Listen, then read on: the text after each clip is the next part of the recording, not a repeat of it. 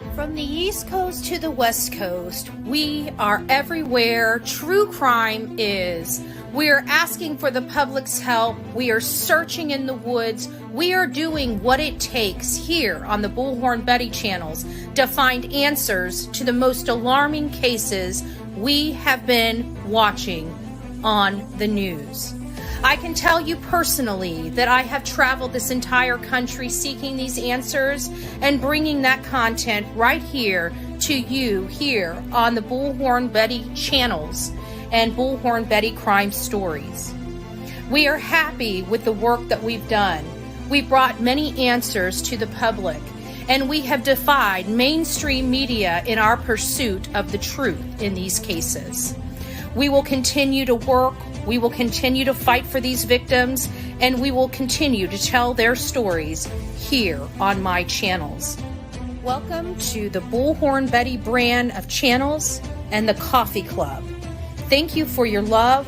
Thank you for your support.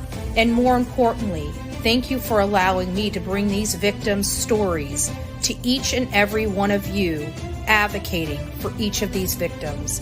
God bless you. God bless America. And more importantly, God bless our victims.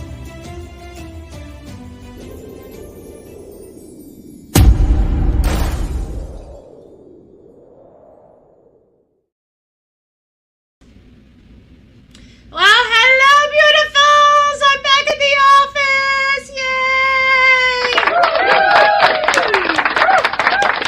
I survived! It's nice to see everybody this evening. I haven't been live with you guys in forever.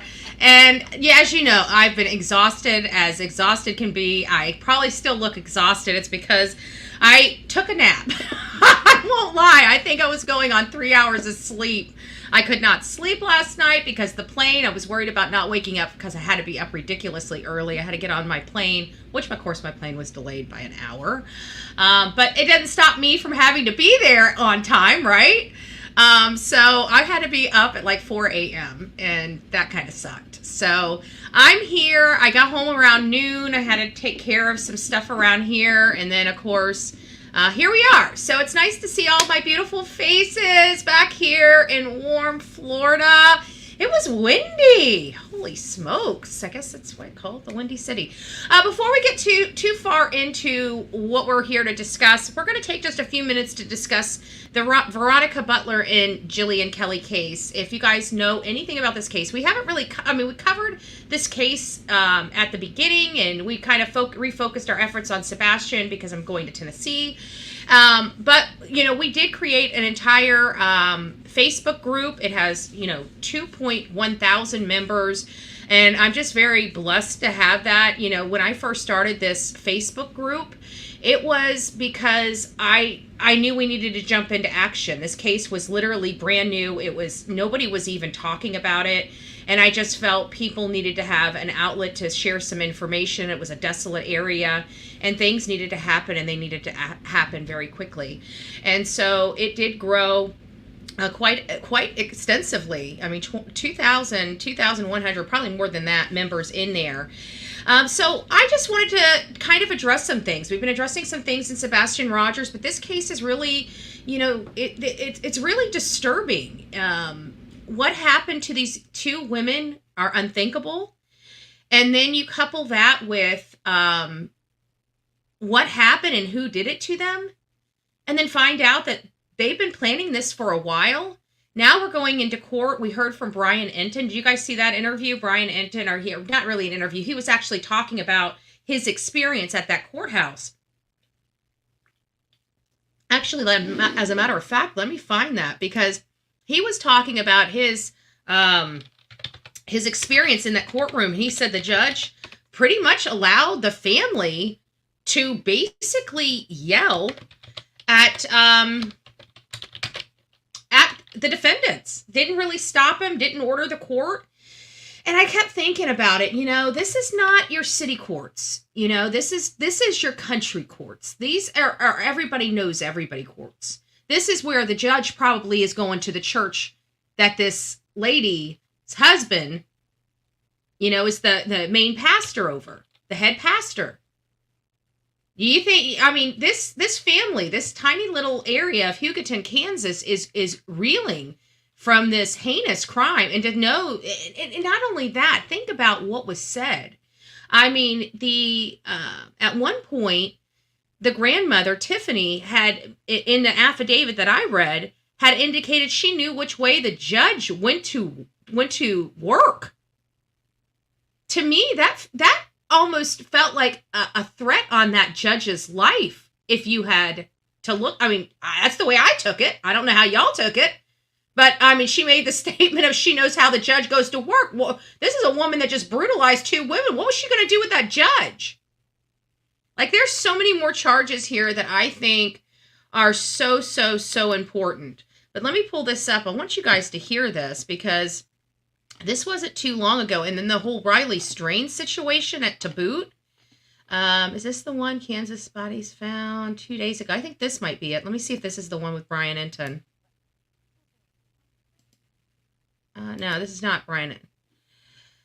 Okay, I've got to find the one. Does anybody have the one with Brian Inton in it? Drop it in the link below. Because I'm looking for it. I did see it. By the way, hey guys, it's nice to see you all. I haven't even said hi to you. We got like almost 600 people in here. I see you. I see you, baby girl. Electronic Medium, Kimberly. Katrina, it's nice to see you all in here. I see Sweet Misery, my beautiful mods. I see Mab up in the house. Thank you, Mab, for being here. It's nice to see you, my love. Shelby, it's nice to see you. It's nice. I hate the way YouTube cuts off the first letter. What is it? Of their names. What first letter? I haven't noticed that. What were you talking about, ICU? I didn't notice that. Oh, let me look at my mod chat. Did anybody drop that link? I know we had it, but I couldn't. I'm not sure if I can find it at this point. All right. Well, either way, I'll just describe it to you guys. So Brian Inton was just there. He was talking to Ashley Banfield about what he experienced in the courtroom, and he basically said that he was in the front row, and he believes they did that by design. That Veronica's family was there. They were sobbing, but it was her father. There were some officers around him or some family members holding him back, but there was times that he actually lunged at a few of the defendants. I mean, I can understand that. You know, I'm sorry. This was just, I just can't with people. I really can't. Like, I don't understand how they processed their information or how they thought they were going to get away with this or if they cared. But I have to believe these people literally thought they were going to get away with this, that like nobody was going to look in their direction. Like this was the most obvious direction. I don't even know these people. And I think within 24 hours, we honed in on Grandma. And I'm in Florida. So, I don't understand how what these people think. I mean, I truly believe that these sickos actually think they're going to get away with this stuff. They actually planned this. They went, I want to put this in perspective. They went into Hugoton in February to try and unalive Veronica in February. The only reason why they were unsuccessful is because she didn't come out of her house. She was lazy that day. Literally. I think we got something here. Hold on a second. Is it this one? No, this is the one we were just watching. It sucks. Does anybody have, I don't know where the one with Brian, oh, here it is. I found it. I got it. It's remarkable. Can you guys hear that? Interview with Riley Strain's entire family, his parents and his step-parents. Oh, this is Riley Strain. And no, this is not it. No, it's not it. I don't know where it's at, but you guys need to watch it. So if my mods find it, they can throw it down in the chat. All right. So here's the Veronica thing that I wanted to discuss. And it was the fact that every single person that committed this crime or allegedly committed this crime or helped is getting private counsel. The only person that isn't getting private counsel is Cora. Cora's not getting private counsel. She sounds like she's being shunned from the group. I don't know if you guys have noticed this, but apparently Cole, his Facebook page has removed him as being married. Did he make that change inside the jail, or did he speak to somebody and have somebody outside of the jail change that? Hers is still the same. His has changed. So it feels like, in my opinion, because you got to remember, the ones that broke this case, it sounds like it was Cora's biological daughter. And this was the daughter and son, not biologically related to Cole. They're not related to Cole at all. He's the stepfather, my understanding. Now, I don't know if the son is. I hear that they have a son, but I don't know if the son is Cora and Cole's, but I know that the daughter is not. The daughter is Cora and her, I would assume her ex-husband or something like that. I think Cora, hold on here. Lisa's saying, I think Cora is the one who talked. Oh, you know what? Maybe it was Cora that talked. It might have been, because I thought they shunned her. That's a good point, Lisa. I didn't even think about that. I thought they shunned her because it was her daughter that talked. But you know what? There was somebody that was, I don't, because there at first, it was Tiffany. We heard, how did this go? We heard that they got the arrest. We heard that Tiffany confessed to doing the pew-pewing. And then, I think it was like a day or two later, maybe 3 days later, within like 3 days, they ended up locating the girls and finding them. And we always thought that somebody squealed, like somebody, but we also knew that there was other people involved, like that Paul Grice guy and Beasley. And we didn't know if they were part, because there are 2 more people that aren't arrested in this crime. So I don't really know how to kind of look at this, because we've got 2 people that have been identified in that probable cause affidavit that have not been arrested. Right after those 4 people were arrested, law enforcement says they don't foresee any other people being arrested. And so we weren't expecting to see 2 additional names in that probable cause affidavit. And of course we did. And so when we saw their names, we're like, okay, well, what's there? It sounded like one of them was right there, like literally right there, right next to Cole, and then right next to Tiffany. And you're thinking, if he was right there and seen this, or had even stopping her or making her turn down a different road or something like that, if he was there, that was no different than Cora and Cole's involvement, from what the probable cause affidavit said. That they were just participating in redirecting her car down wherever Tiffany and Tad were. Little crazy, little wild. It's really super, super, super barbaric.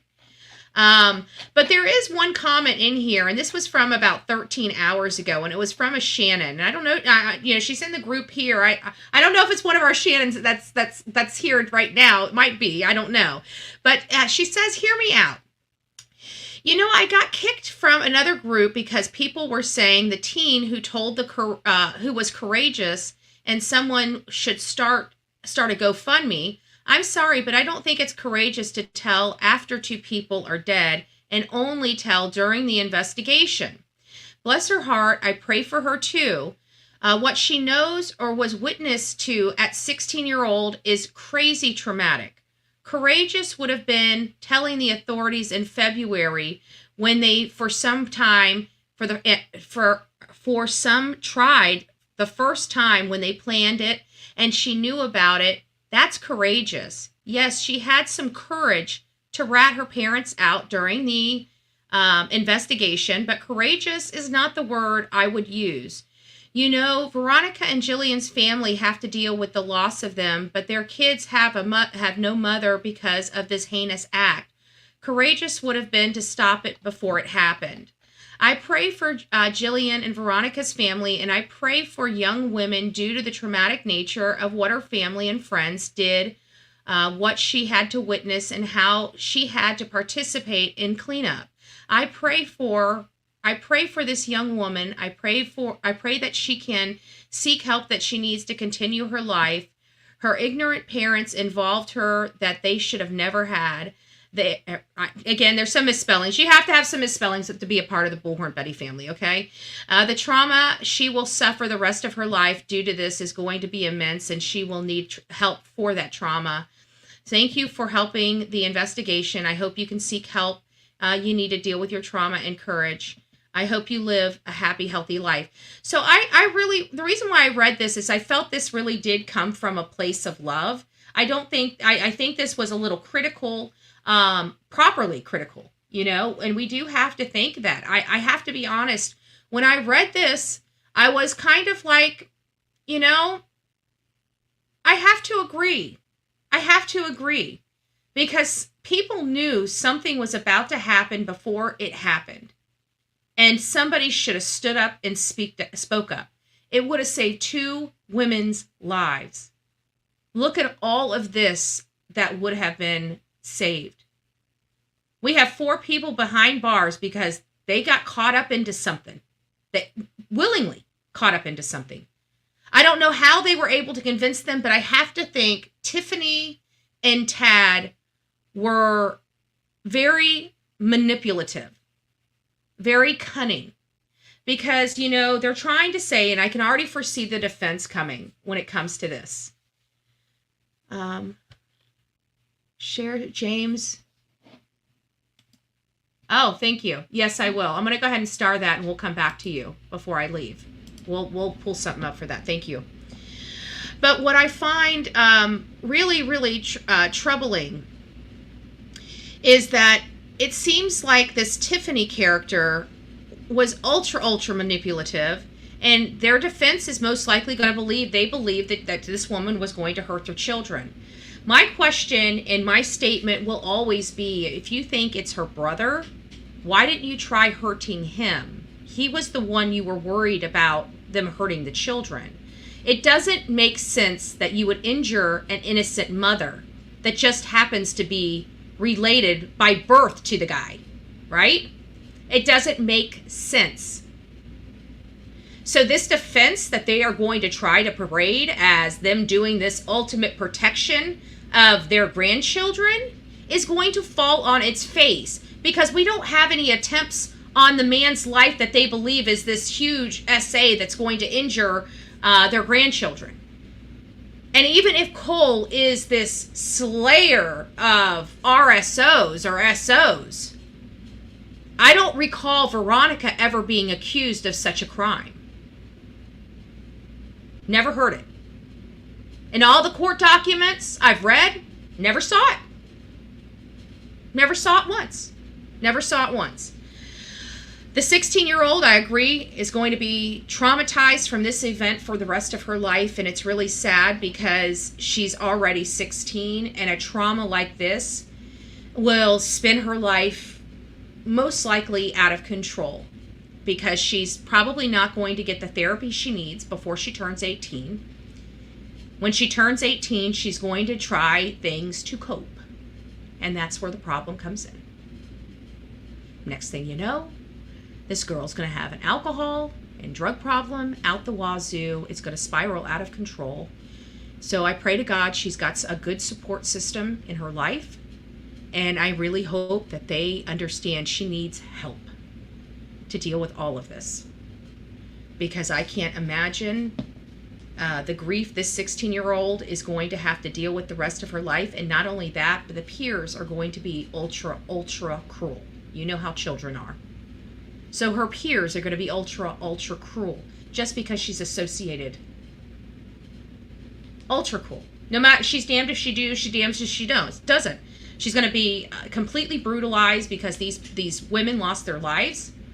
So the family haters are going to be attacking her, right? Even her own family lovers, they're going to be, you caused all of this, right? You caused look what you caused. You caused your mom to go to jail, right? So no matter what she does, this girl is screwed for doing the right thing. And yeah, maybe a little sooner she could have done it. But we also have to remember she was under the control of parents. She was being taught some really, really horrible stuff, and even over and above what she was being ingested every single day from these crackpot people, she still found a way to come forward and tell the truth when she knew that she would be crucified by her own people for doing so. So, I don't know. I think, should she have done it sooner? Yes. But those people scare me. So, no matter how you look at it, I will still probably think that she's still a little bit courageous too. So, but I do agree with Shannon, and I really do love the post, and I could tell that it really was hard to try to express you try to be really kind and ginger and sweet and trying to express your opinion is uncomfortable as it is to have the conversation. I got what you were saying there, and absolutely thank you for posting it. Thank you for posting it for this discussion. So here's what. The Sebastian Rogers case, let me just go up here before I dovetail on the Sebastian Rogers. I haven't watched any of you guys' comments. Let me just see if I can find any comments that might... Oh, there's my beautiful friend Mab. Well, hello, Mr. Mab. I hope you are having a wonderful, wonderful Thursday. I had to look up and look at what day it was because honestly, I forgot. Because I'm not walking in like this today. Nope. Ain't happening. Ain't happening today. Ain't happening today. It's nice to see you. It's totally ridiculous to think that she would get away with this heinous crime, especially the poor pastor's wife and the poor mother. I know.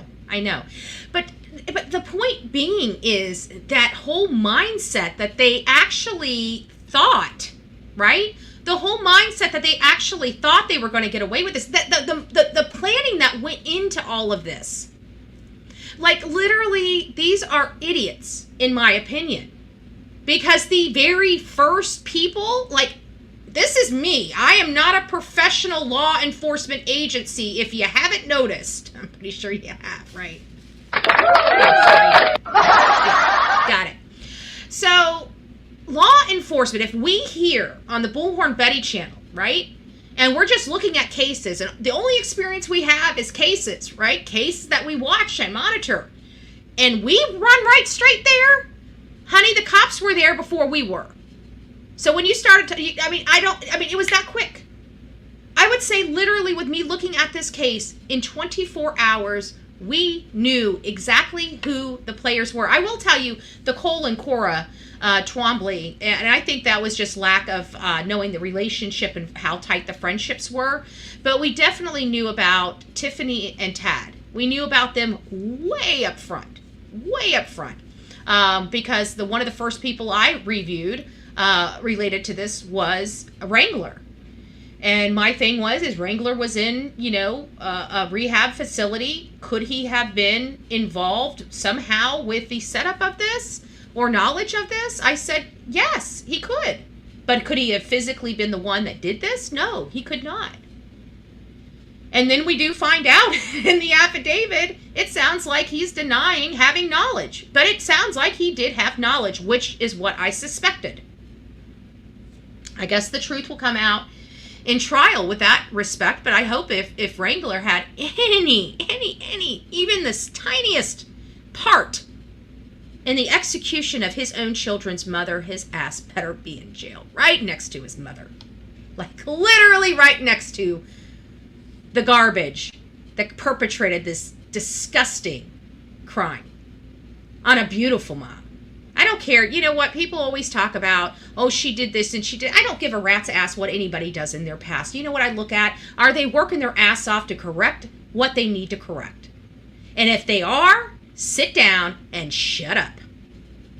Because I'm so sick of hearing. Do you know how hard it was for me to sit here and look at these court papers popping up in this group, this Veronica Butler group, and people trying to literally read them and say these things are absolute fact. And I had to go in there on a couple things and say, no, this is from opposing counsel. they can literally say anything they want in a document. They still have to prove it. It has not been a finding of the court. We don't even know if these allegations about her brother are true. I don't know. I really don't. I don't know. I didn't look into him. I don't care about him. He wasn't there. He couldn't have hurt these kids, or these moms, and he couldn't have taken them away. And really, if their bone was to pick was with the brother, why do we have 2 women deceased? And why was one woman literally stalked and almost executed back in February if it was this guy? Doesn't make sense. Yeah, doesn't make sense. Doesn't make sense at all. What's scary is that they thought they could get away with it disappearing 2 people. It does make you wonder if they did this before and did get away with it. Kelly Rose, it's funny that you say that, because we brought that up here too. Well, I thought that it was awfully suspect that this happened the way it did. Some of the locals out there that I was able to meet, I don't know them personally, obviously, I'm not out there personally, but there was a lot of great, amazing people from that area that reached out to me and really helped me get a good understanding of their area, of the community, of how flat everything was, how desolate everything was, how everybody knows everybody. The cops out there in that area knew about this family. They've known about this family. Whatever. They're out there in desolate areas. They are basically, in areas like this, the homeowners are basically the sheriff of their own area. They protect it. They take care of it. There's very limited governmental resources in these areas. That's why you have well water. I mean, really, the only services you really get out there are your electric, your power, and your telephone services. Some of these places don't even have internet services. And I hear in some of these areas, it's very desolate out there. But they still thought that they would be able to get away with it. And we should be thankful that these girls, because I'm telling you, the stories I was hearing from there, it was well known about those pig farms. I heard they went there. These ladies coming home, to me, is truly a miracle, because if they really wanted to get away, and I think the problem is that cops were there so quickly. I think if they had a little more time, I truly believe that these women would probably be in a different condition. But I think, the alarm bells were raised so quickly. I mean, think about it. I think within an hour of them disappearing, the pastor, or an hour and a half of them disappearing, the pastor where the kids or family members where the kids were supposed to go to the birthday party reached out immediately to family members and said, hey, they never showed up. Somebody needs to go check on them. And there were family members that went out and checked on them and found their car on this dirt path off the main road about 1,000 feet. And when they saw that, and of course they came up to the car, and it was from what I hear, it was a noticeably violent scene at that car. Some people said that the windows were shot out. But I think that was misconstrued in possible, the telephone communication that we have problems with, right? And I think that was our indication that a gun was being used, because I talked to a couple people and they said they didn't see any of the windows shot out. But sometimes when a window is gone, you don't even realize that it's gone because there's no window left. It just looks like a clean window, right? Depending on how you're looking at it. So I don't know. We're going to try to dovetail right now onto the Sebastian Rogers case, because there's a lot of contention, and it's starting to, make me feel a little uncomfortable because of what I'm learning and what I'm reading in the Sebastian Rogers case. This case has really been littered with a lot of, in my opinion, bad actors, just wholly bad actors, nonprofit organizations that have found this niche of making nonprofit companies and infiltrating cases for profit. And I don't know, there's some and I feel like it's giving other nonprofits a bad name because our world, our country really does depend on nonprofit organizations to be the philanthropy when our government is, being philanthropist to every other place besides America. So we need those nonprofits. Those nonprofits do amazing things. There's nonprofits right here in my own county that assist in drug rehabilitation, that assist mothers, that assist abused housing for families. We have nonprofits that provide clothes to the needy. We have nonprofits that provide food to the underserved and underprivileged and hungry. We have Felt, which is feeding empty little tummies. We have all of these amazing nonprofits, local nonprofits here in my community that do amazing things. Goodwill was established here in Manatee County. Goodwill is all over this country. There's just a lot. There's a lot. I could just go on and on and on about how amazing nonprofits, like the Red Cross, all of these amazing nonprofits that really built their name on really doing amazing and great work for families, communities, underprivileged, underserved. And then, of course, you have people that are bad actors, that are just doing it for the grants, trying to show that they are a nonprofit organization so they can fund whatever, because I don't know. I don't know. I feel like, at first with this whole Uvalde foundation, the Uvalde Foundation for Kids, I was looking into it and I ran a couple stories on it.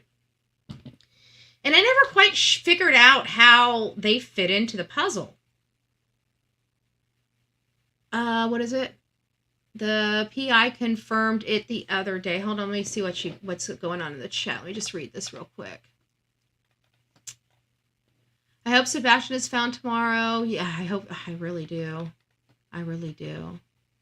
Hammer was used on them. Yeah, there was something else used on them. Well, from what I heard, so they had the stun guns. They obviously had something, and it sounded to me from what I was hearing is that one of them tried to run and was drugged back, and that might have been the altercation that had that. Yeah, that's awful.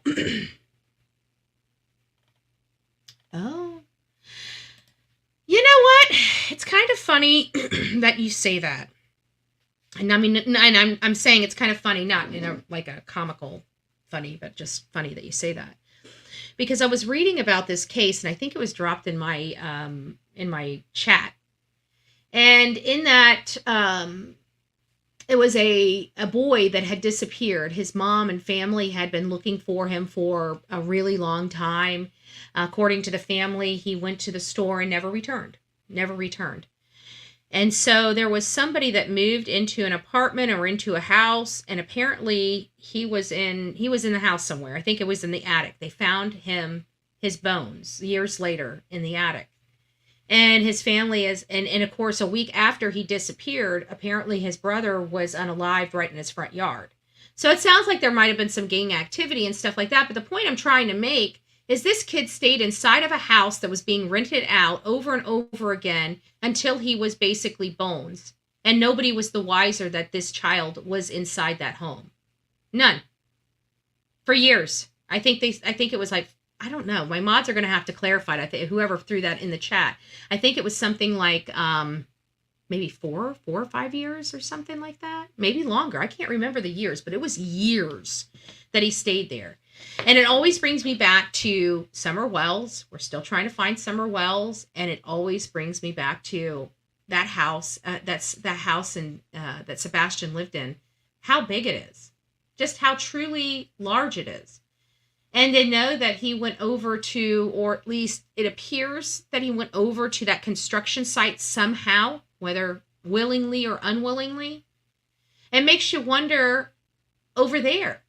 In all that new construction, there's plastic wrap and all kinds of stuff over there people have access to, but they just leave on the job sites as they're building these homes because they go, like, nobody's really rolling through there, right?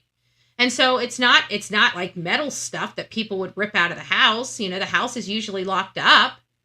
but somebody in the construction knows knows that there's always a window in the back, here, or, that's that and the other. I'm not going to go around and tell everything, but there's always in these constructions, just in case you have employees show up before you can get there and unlock the house, you always have a second entryway for your workers. So people know that. And so could somebody have gone over there and got the materials necessary to dispose or put even not, if not in his house, maybe in one of those new construction houses?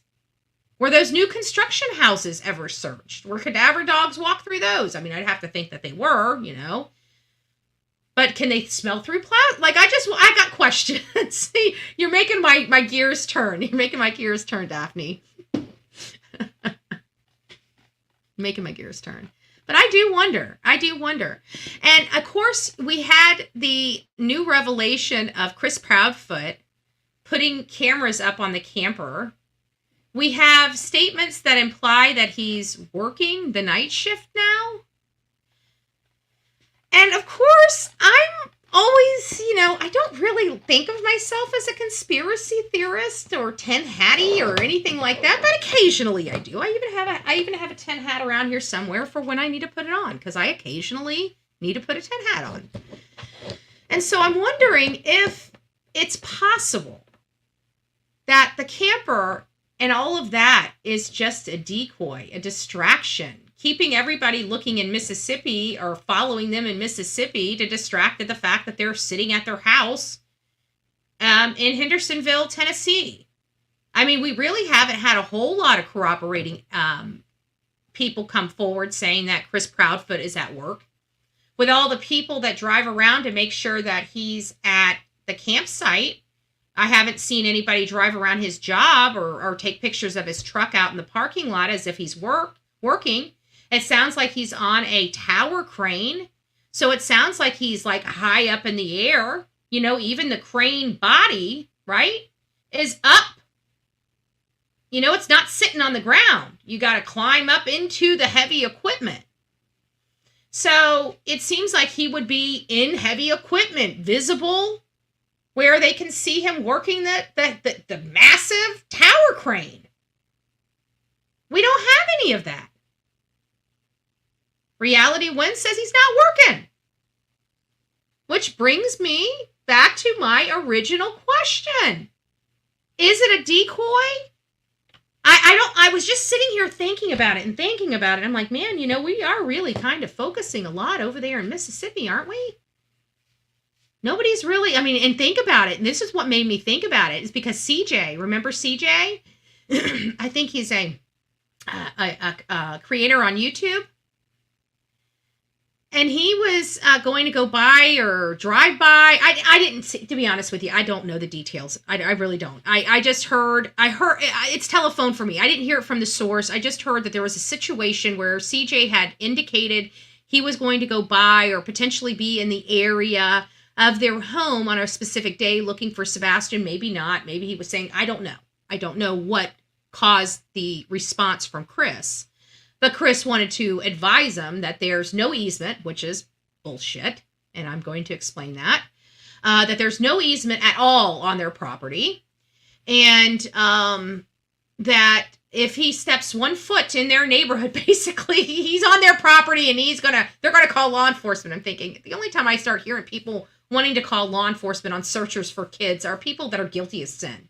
You know who we got that from? I got cops called on me from Colin Knapp. I wasn't even doing anything in front of Colin Knapp, except every time he came out, me asking him where his girlfriend was, right? He didn't want to tell me she was rolled up in a sheet behind his house. But we let the law enforcement know that's where we thought she was. She was 2 doors down. So, the only time I get cops called on me personally for searching, of course, I never get arrested because I'm not breaking the law. These are just people that think that they're anxious. They're like, oh my God, they know, they want to they just want to get you away as quickly as possible because you're bringing too much attention to them. But you're allowed to. Really, you are. You're allowed to walk and move freely in this country. Unobstructed, by the way. On your public property. That's your property. So he has a problem with CJ and threatened him with, law. And so I'm thinking, why is he so adamant about people, around his... You talk to Seth. I mean, Seth understands. He says, I was outside smoking a cigarette and somebody's driving by taping me. He's like, so I just kept smoking my cigarette. Welcome to 2024. People have their rights. This is our country. You don't, you can choose to be in the public, or you can choose not to be in the public, right? There's a difference between stalking. Like, stalking is when you are absolutely following somebody. You are following them every waking moment. That's what you're doing. You're sitting there, you're following them, you're stalking them. I don't know if several different people circling and taking pictures would come up to that level legally, lawfully, because there's no intent there. There's no intent to cause harm. So I don't know. I don't know how that would be. I know some people said that they're stalking, so I wanted to address that. I don't know what their laws in Tennessee are or how they are applied. But I feel like if they were truly stalking, then the Proudfoots would have already made those claims, and law enforcement would have already, took that information in and looked at that case to find out if there's relevant charges. And if there's not, obviously nobody's going to jail. And so far, I haven't heard anybody being arrested or anything like that. So I understand people's concern about that, but public property rights are public property rights, and it's just something we all have to kind of live with. Is it being done is it a lawful purpose being done for unlawful means? Or is it a lawful purpose being done for lawful means? And right now it appears that these are lawful purposes for lawful means. So that's why nobody's really getting in trouble for it. But then it made me wonder, why is he so adamant about pulling them away from their house? If he's so adamant about pulling them away from their house and putting cameras up on the camper, it implies that he's not at the camper to be watching the camper. That's why he's got the cameras. So I don't quite understand it. Is he there? Is he not there? I really don't know. But it's one of those things that made me go, Oh, thank you, Carla. They're saying, get the thumbs up. We have 891 people in the chat. If you guys have not thumbed up, please consider thumbing me up. I wanted to go over this, but this was not actually, the topic of conversation wasn't about the lights. I've already done a video on the lights. Go check my video out. Give me your comments there. I really want to know what you think. Is this a decoy? Is it a distraction? Is it a diversion? I'm really very curious about your insight on it, because I'm starting to feel like there's something not right here with that, especially after the comment from Chris Proudfoot to CJ. It just makes me feel a little EBGB, you know what I'm saying? So hopefully we'll get some information, but I haven't heard people say, Katie's been outside of her home. I haven't heard that Chris said he's been outside of his home. Either home. This camper, I think we saw him one day, maybe, I can't remember, I saw him out, somebody took a picture while he was outside by his truck or something like that. I don't know, and I think that was like weeks ago. But honestly, I don't think anybody has actually physically seen Chris Proudfoot or Katie Proudfoot, to be honest with you. If somebody has, I'm curious to know when was the last time people put eyes on either one of them. They want to drink your blood. Green eyes. You made me laugh. I just happened to look down and I read that up. She just caught me off guard. I'm too tired for this, Green Eyes. I'm too tired. I'm trying to keep concentration here.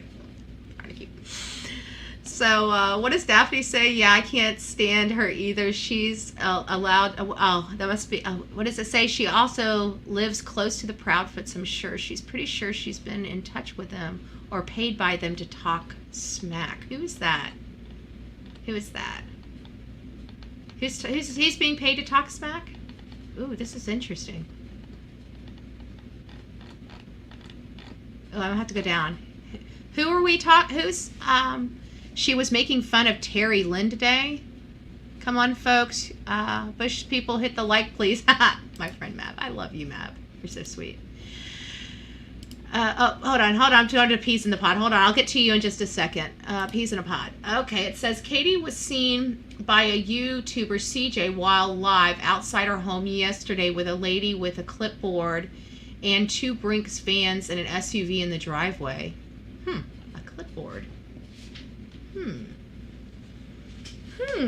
I wonder if who would have a clipboard? Would CPS have a clipboard? Did it look like law enforcement? Did it look like a detective? Did it look like maybe another, like a security system person? And why does she need so many vehicles in her driveway? Now she's got 2 Brinks vans and a car? Or an SUV from Brinks? And she has her SUV? And Chris has his truck? Huh? That's an awful lot of cars. Does anybody find the amount of cars a little bizarre for 2 people? Am I... Like, they had the truck, the SUV, and the work van. And now they have an additional SUV and an additional work van? In addition to her own SUV? What is truly going on here? Did law enforcement take her SUV away from her possibly? I don't know. Maybe her work's kind of... Jen, absolutely. The case is a hot mess. I can say Sebastian never went home Sunday. Huh. So some people believe that Sebastian never made it home after the steakhouse. Connie says, cameras on the camper probably because Nancy Drew drives by daily. Is that her name, Nancy Drew, or is that what everybody just labeled her? Hey guys, I grew up on Nancy Drew. Okay, not to say anything about my age or anything, but I was a Nancy Drew fan. Okay, and I was a Hardy Boys. Well, my sister was more of a Hardy Boys fan than a Nancy Drew fan, and I was more of a Nancy Drew fan than a Hardy Boys fan. Go figure, right? Go figure. Sorry, that caught me off guard. So let me try to say your comment with a straight face. Cameras on the camper probably because I can't do it because Nancy Drew drives by daily, probably in an attempt to get stalking charges on him. CP was photographed just a couple of days ago outside of the camper. Gotcha. Okay, maybe maybe they are working on that. I don't know. I'm interested in that. That'll be an interesting argument. I would, if that does go forward, let me know. I'd like to watch that. Let me see what else we got in here. CJ crime concept. He drove through the neighborhood and did not even stop, just drove through, and CP wrote that. I really think it's Duchess that told him. Same with Ryan moving next to the camper. Right? Ryan moving next to the camper. Oh, we got did somebody Did somebody move in there? I gotta say, it crossed my mind. It did cross my mind. It did cross my mind. Sue Seiko, thank you. Oh boy, I just heard about the story where they found the child in the house years later. How does that happen? Well, the people hit him pretty well. The family said there's no way he would be there. There was no way he could have walked there. Whatever house this was, it sounds like when he was walking to the store, somebody snatched him. It sounds like, to me, with the brother getting unalived in the front yard a week later, it sounds to me like this was some type of gang relations. If I had to, put my opinion on it. Because the only time I hear things like that happening are usually gang type of violence. I don't want to start drama. I just got brought up because it's strange she's talking crazy about everyone. Don't want to bring her attention. I think I'm coming into a conversation or middle of a conversation. CP and KP will probably are getting ready to leave the country. Ooh. Interesting. I don't know what they're doing. I know that everybody under the sun really does believe that the parents are involved, and I do feel like there is an outside source. I feel like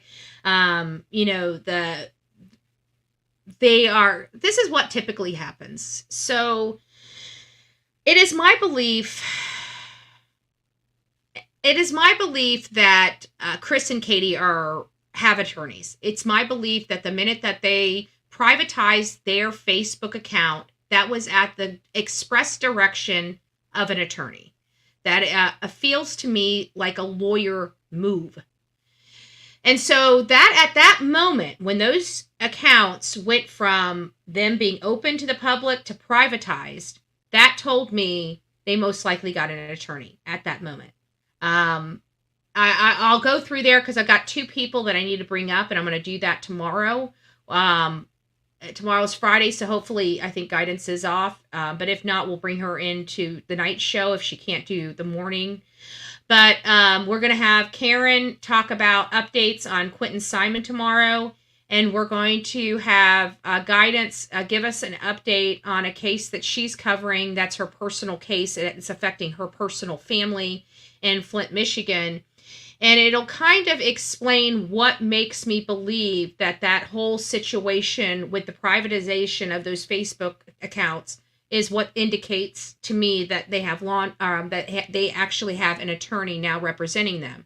So I think that even though law enforcement hasn't said they've lawyered up, I absolutely believe they lawyered up. Now, getting back to the nonprofits, which is what we originally started talking about.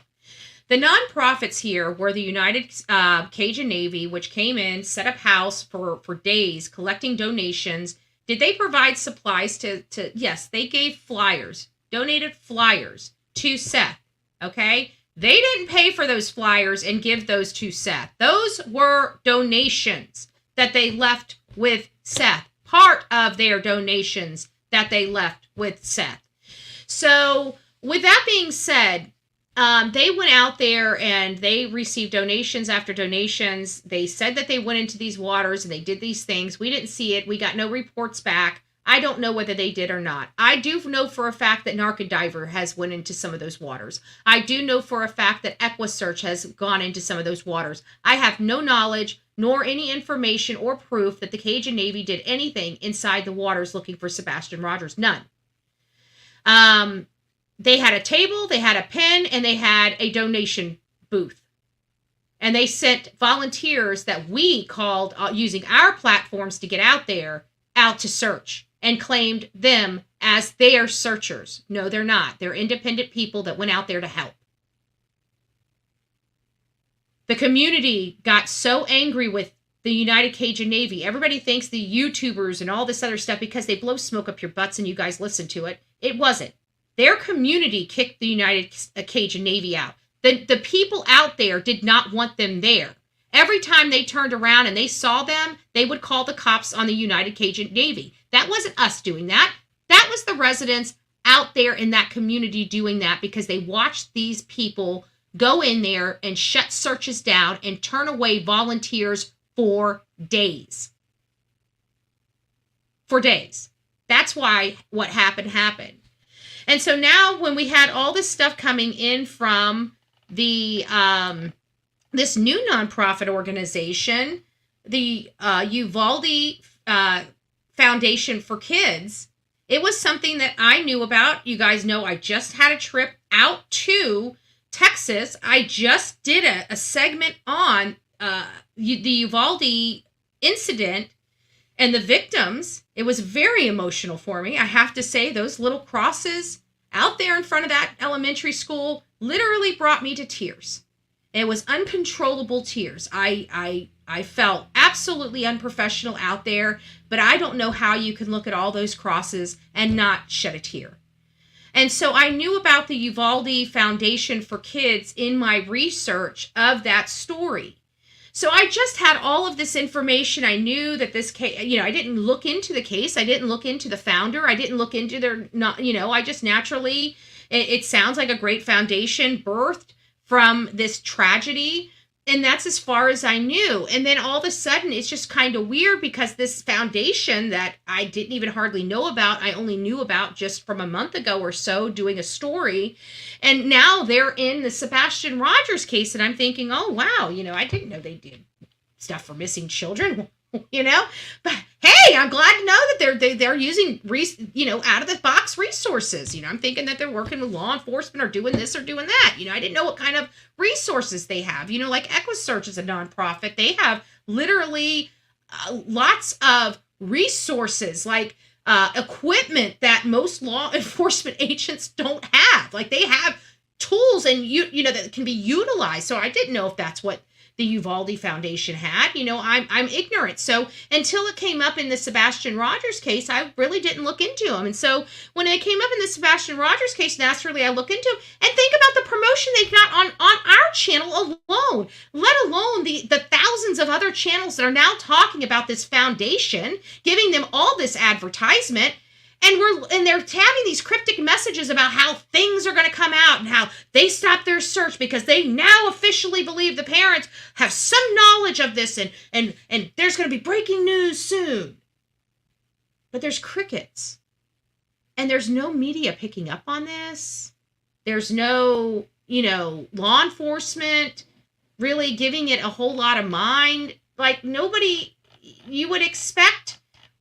And of course, the first post, we're all kind of invested in that. So now we're all subbing up to this organization, the Uvalde Foundation for Kids, right? We're all going over there to see what next, right? And then we get another cryptic message. It's like by the second cryptic message, I'm like, wait a minute. What is going on here? Who is this company? What are they doing here? What with all the cryptic messages?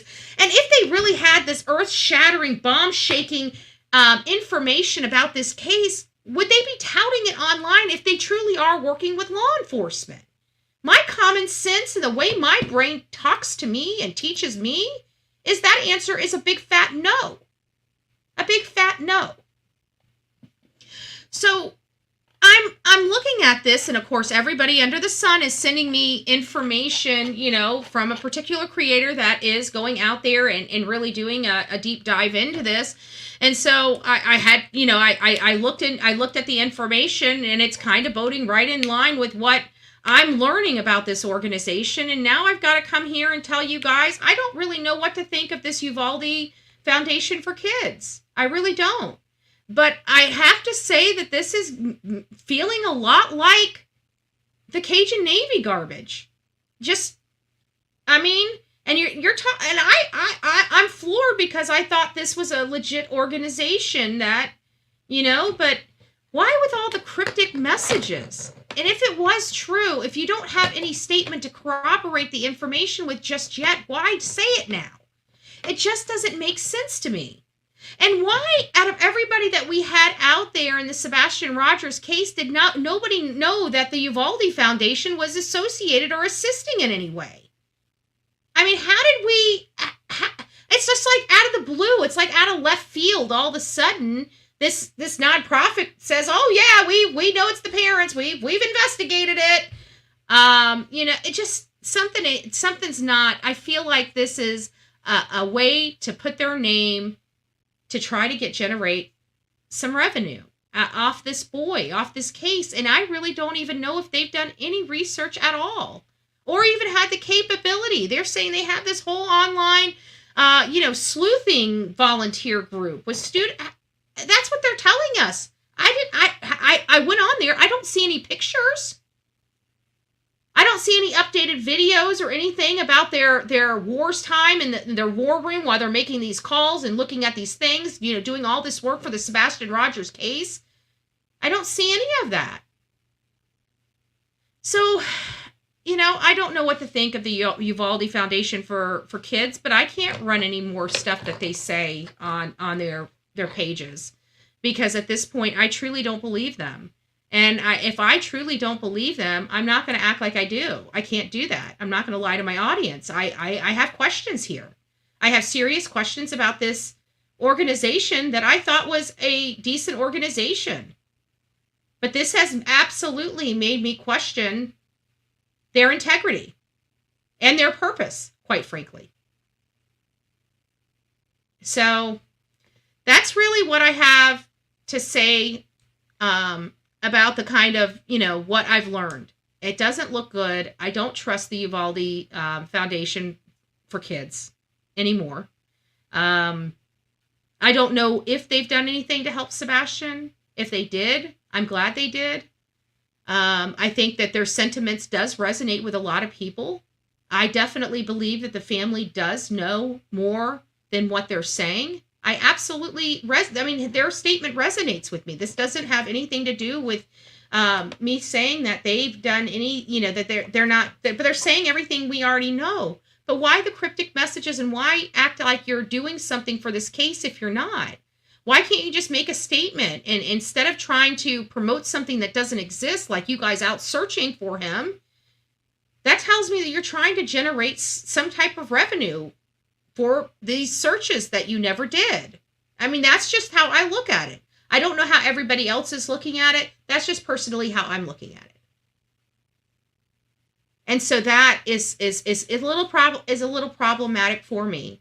It sounds like this organization was birthed off of a great cause, and I really do hope that they get back to their mission, and I do hope that they get back to protecting the children from gun violence in schools.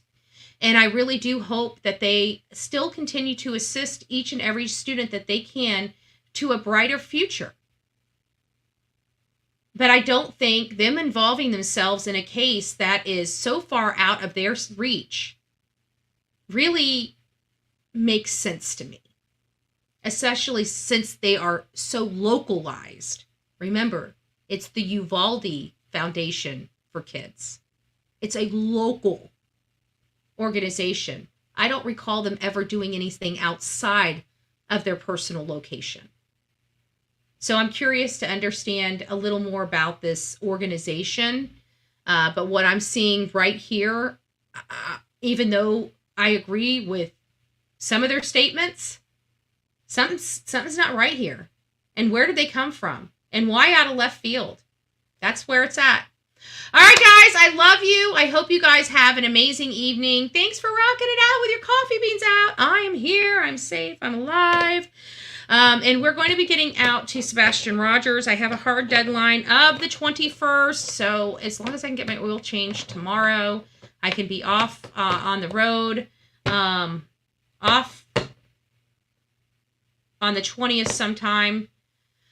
I'm not sure how I'm going to do the lives. I'm not sure how I'm going to do our videos. I'm not sure what I'm really going to do or how I'm going to do it just yet.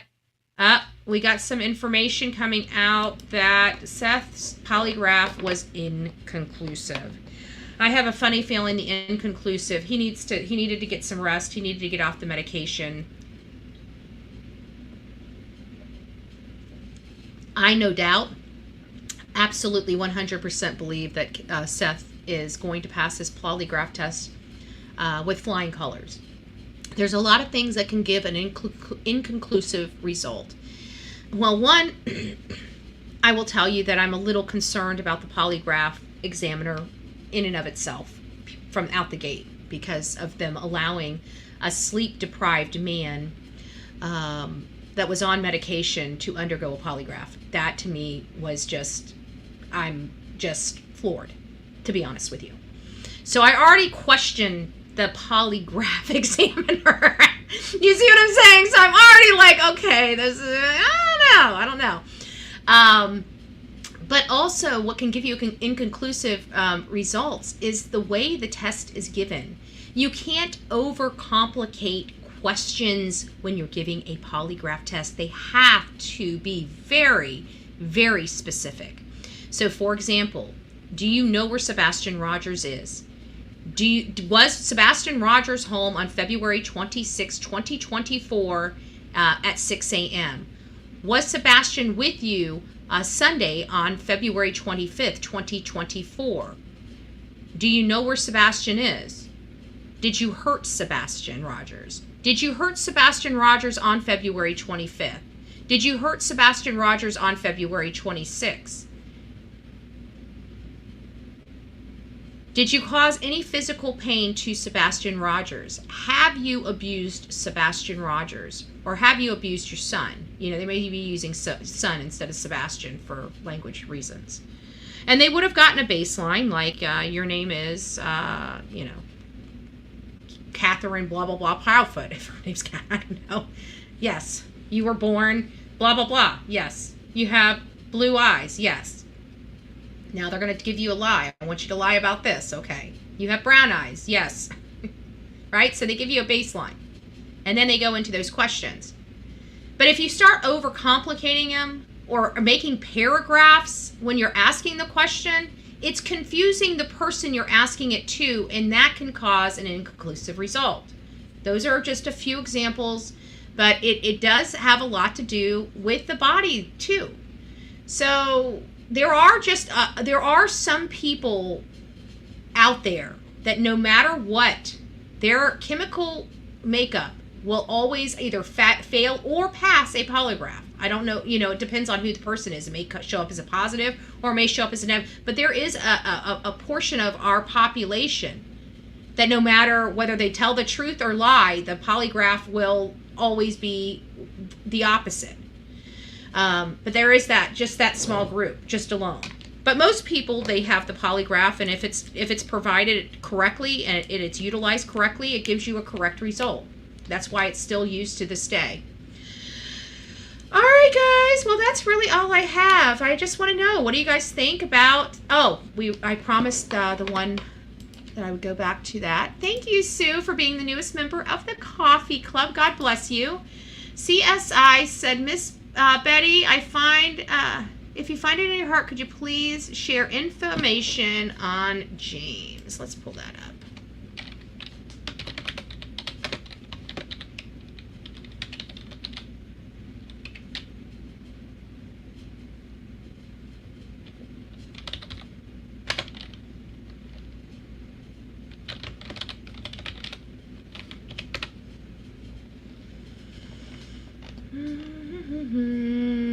Okay, so we will watch this real quick. Hold on, give me just a second.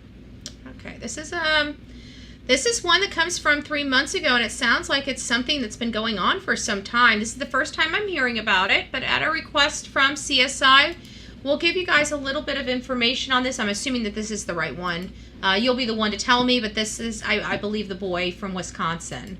Actually, his face looks familiar. Maybe we have covered a segment on him.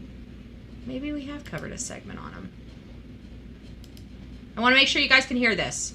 7 months after a Salt County teenager went missing, 27 News is digging deeper into where the investigation stands today. In new video we are showing you for the first time, James Jablonski is seen for one of the last times before he disappeared. Rachel Perry sat down with both his dad and investigators and has you covered on what else the video reveals.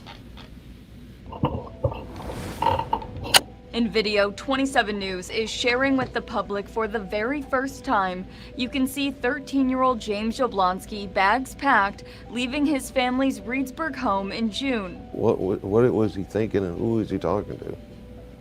He had to have been talking to somebody. It was that same night his dad, Bill, says he last saw his son roughly 7 months ago. It's not him. Something happened. Somebody either threatened us or threatened him. Lights from the family's van can be seen as James, too young to legally drive, pulls away. A few hours later, Bill lets the dogs out and realizes both the van and James are gone. The van's gone and James is gone. He's got my phone. I knew something was up. And then, did you hear that man's voice? That was raw image or raw audio at the time on that audio. Did you hear how freaked out that father was? He was freaked out. That's what you expect when a child's missing from a parent that had nothing to do with it. Just saying. And you can actually hear me on the camera outside screaming and hollering to get the kids up and just freaking out because I had no phone, no way to call anybody. Scott Steinhorst and Drew Berlin are detectives with the Sauk County Sheriff's Office. They say James left home at about 1 in the morning and stopped at his dad's business in the Dells twice. After that, the timeline gets a bit fuzzy. And then we were able to track his movement through electronic data throughout the county. Officials from all over Wisconsin combed through this area looking for any sign of James. Now that's because we know he parked the van here on the side of Highway 12 near Baraboo before disappearing into the woods. Where he went next, investigators have no clue. From that point, is it just completely unknown where he could be? Yes. During their nearly week-long search, investigators found a campsite. 100-ish yards to the west of Highway 12 up a real steep hill, kind of leveled off up on top, and that's where the belongings were found. And what's found there? So there was bags and some clothing, some hygiene items, and then the cell phone that belonged to his father, Bill.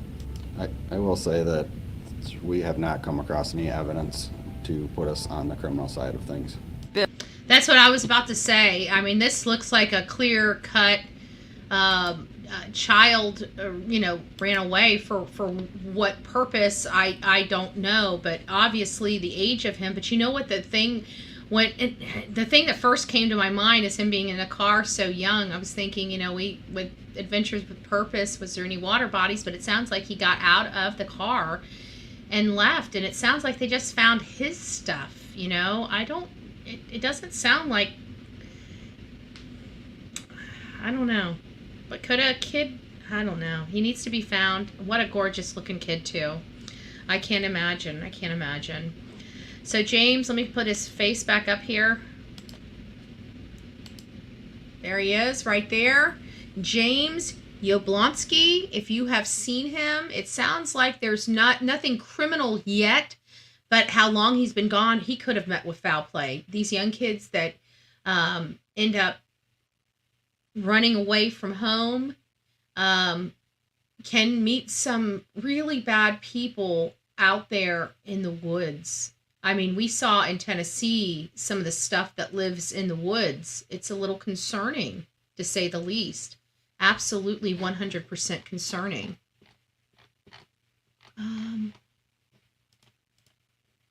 Not much other than CP on Facebook, but I didn't see it. I don't do Facebook. Also, a creator got a response stating he can't assist you in your request as this is a criminal investigation. Ooh, so we've got confirmation that we're in a criminal investigation. People are saying it has not been confirmed. If that's what a response was received, well, that's a confirmation that we are in a criminal investigation. This is a criminal investigation with Sebastian. You know what? I'm sorry. Oh, thank you, Love Bug. I'm sorry, but that's a problem for me. It's now a criminal investigation. There's only 2 people most likely around this kid. That's a problem. That's a problem. Because even those 2 people can't name one person.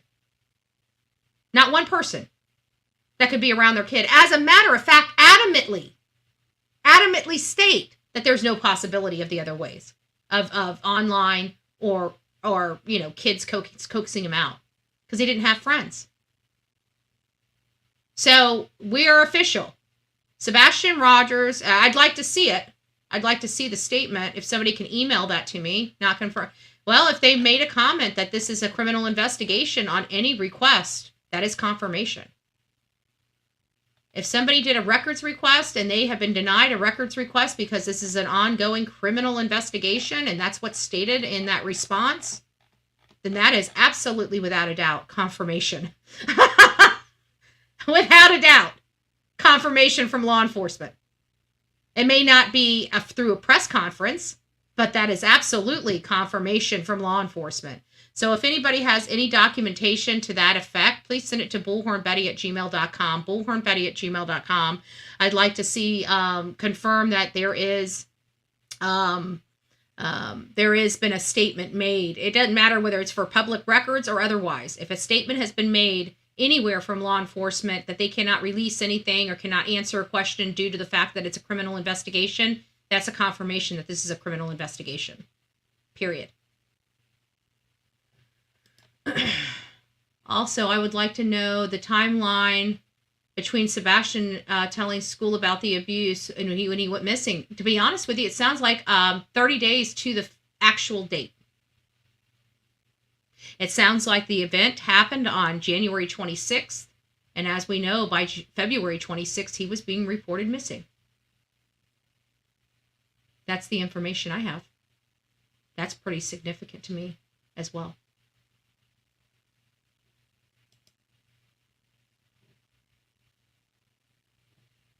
Did you talk with Dog the Bounty Hunter? I have talked to Dog with the Bounty Hunter. Yes. Not about this case. No. It needs to be considered criminal. Should have been. I actually think, this is what I think, and I think I may have said this on one of my videos that I uploaded today, maybe yesterday, that I think that they've been running a dual investigation. I think the missing persons case has always been the decoy in this, because I think they were keeping the Proudfoots focused on the missing person while they were conducting the criminal. The reason why I say that is because of when the endangered person was submitted and sent out, and then when it was ultimately upgraded to an Amber Alert. So when Sebastian went missing, according to his mother, I'll say what up to where I can confirm by law enforcement. So the day that Sebastian went missing, according to Katie Proudfoot, she got up at 6 a.m. and he was gone at 6 a.m. when she went to go wake him up for school. Never saw him again. When law enforcement, it is confirmed by law enforcement that the call did, in fact, come in at 6:33 in the morning. 6:33. In less than 6 hours, law enforcement had already had enough evidence to move this from a missing person. Now, mind you, this is a mom that said this boy willingly walked out of her home all on his own. Not an endangered type of scenario or situation. Yet, law enforcement had enough information to move this missing person child up to an endangered child alert by 12:17. They already knew at 12:17 that on the day that he was reported missing, that this child did not willingly walk out of his home. Period. So I truly believe that this has been a dual investigation since day one. That is my opinion. I've got no information to corroborate my standing on that. It is just my hunch. Yeah, but guys, you know what? We love Dog the Bounty Hunter, and I wish he would take his gift and start teaching it, to be honest with you.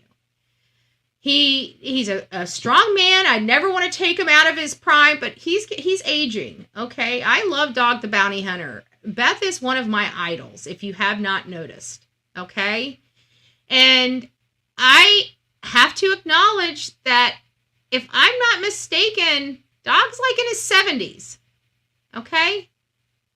He's still in great health, but I think it's time to start taking some of his knowledge and start passing it on for the future, because he is amazing at what he does and what he did.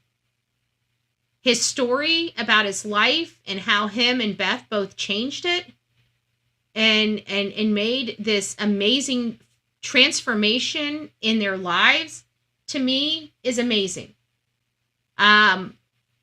Just, you know, even out of all the changes that you can do, no matter how good things can get, still bad things happen to good people. And just like with Beth, you know, she lost her life to cancer, and that was very heartbreaking. It was heartbreaking to see her publicly, you know, going down, and I can't even imagine how her family felt, because she really was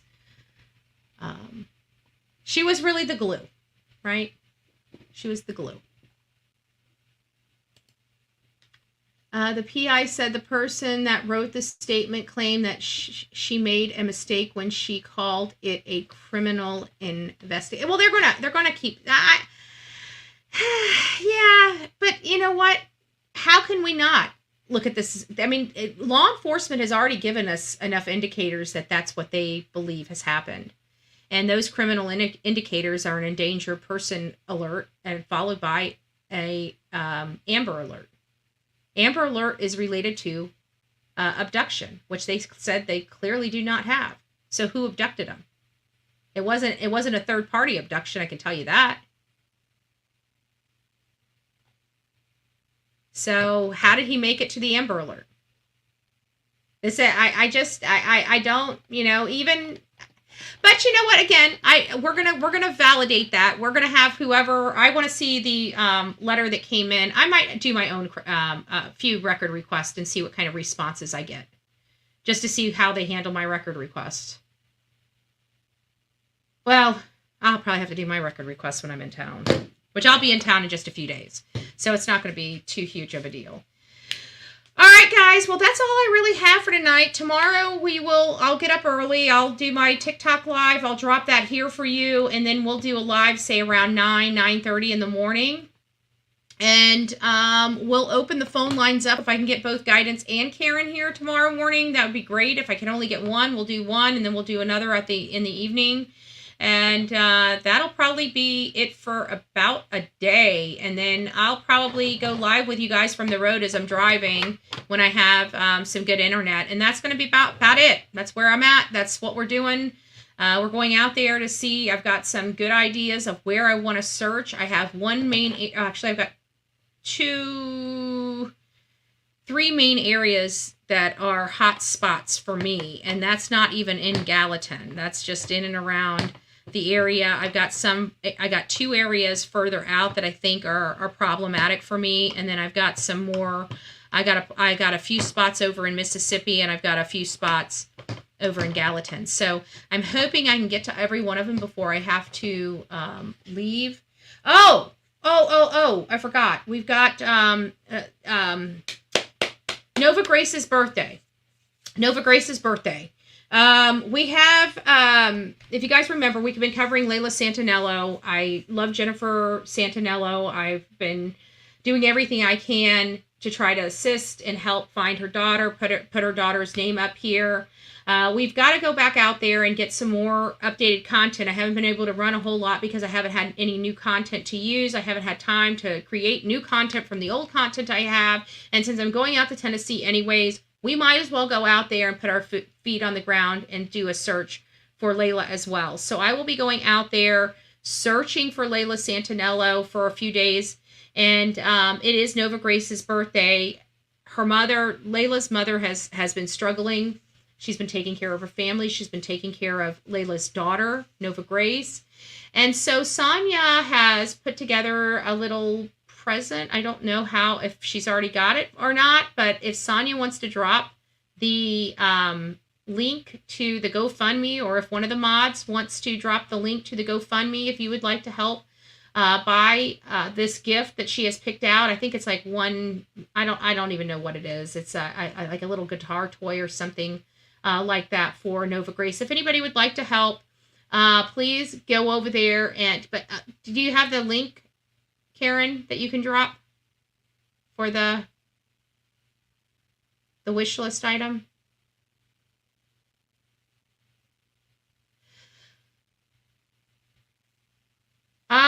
What I'll do then, I don't see it being popped in here for some reason, and I don't have it off the top of my hand. I don't know. So what we'll do is I don't love Sonia does. Okay. So what we'll do is we'll drop the link on the Facebook group. I think she had something going on today. We'll drop the link once Sonia gets back. We'll drop the link in the Facebook group for Nova Grace. And then tomorrow when we come back here, I'll make sure that it's put in the chat so we can get that ordered for her if you would like. And that'll be where we're at. So if you guys want to help and buy something for Nova Grace, I'll see what else. If we got more people, if we want to get her like 1 or 2 more things, if you guys think we can do it in like the next 48 hours, then we can do that. But I think she only has like one little, just a gift for Nova Grace. So if you guys would like, Sonia's right here. Hold on. Sonia's right here. I see Sonia in the chat. Sonia, can you drop the link to the Amazon wish list item for everybody before we leave? And we'll also have it on our Facebook group as well, our Bullhorn Betty Facebook group. Give Sonia just a minute. She'll drop it. I don't want to close out the live without dropping it, because I know a lot of people have really wanted to see Jen, have some answers. She still doesn't have answers. Her daughter's boyfriend's in jail, and that's about where we're at with the case, but nobody has found her. Nobody has seen her. The information we got was really grim. However, we did get some confirmation that the person, what was it? We got confirmation that the person that was at the creamery was not Layla, which was really odd. 2 women with white tank tops and black pants and no shoes. Like, what are the odds of that happening in a 4 hours apart? It just defies it defies statistics almost. Like, what are the odds that 2 women fleeing their boyfriends, both wearing the identical same outfit? I'm just like, okay, I guess it's true. I mean, that's what I heard. I heard that it was confirmed that the person at the Marble Slab Creamery was definitely not Layla Santinello. It was a woman fearful of her significant other and was fleeing from him. But she's alive from what I hear, and they know who she is. So definitely not Layla. So that means it brings us right back. That hotel was the last place Layla was seen alive. The last persons to see Layla alive that we could find was that worker at that business when she was coming out of the woods.